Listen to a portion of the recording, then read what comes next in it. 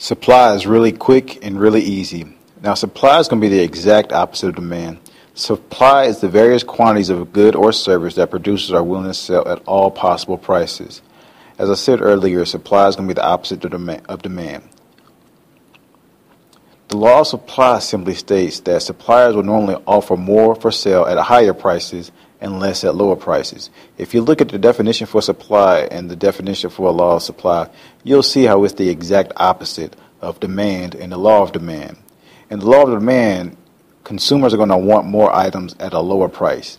But the suppliers are the exact opposite of the consumers because they're not buying the product. They're putting the product on the shelves and they're trying to make as much money as possible. If you charge a higher price for a product, you're going to make more money. And that's what the law of supply is all about. Just like with the demand, you're going to have a demand schedule and a supply curve. Supply schedule and supply curve are the exact same things as the demand schedule and the demand curve, except they simply show the output of supply and what producers are going to supply consumers at different price points. Here's the supply schedule, here's the supply curve. If you look at the supply curve, it goes in the opposite direction of the demand curve. The supply curve points upward while the demand curve points downward. As I already said, supply is all about profit. The profit motive plays a huge role in supply. The profit motive is the idea that people are going to be motivated to make more money, and so they're going to make more money by charging higher prices. Profit, as we already discussed, is the money a business receives for its products or services above its costs. Businesses provide goods and services in order to make money, and that's what it's all about.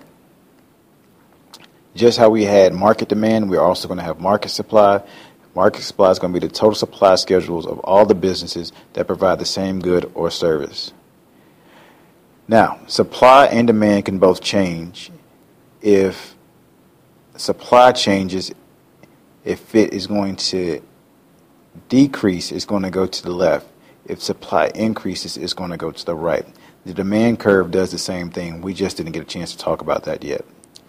Now, what is going to change supply? The cost of resources, the productivity, technology involved, government policy, taxes, expectations, and the number of suppliers. All are going to impact how much is going to be supplied and put on our shelves within our communities. As I said, really quick, and that's it for supply.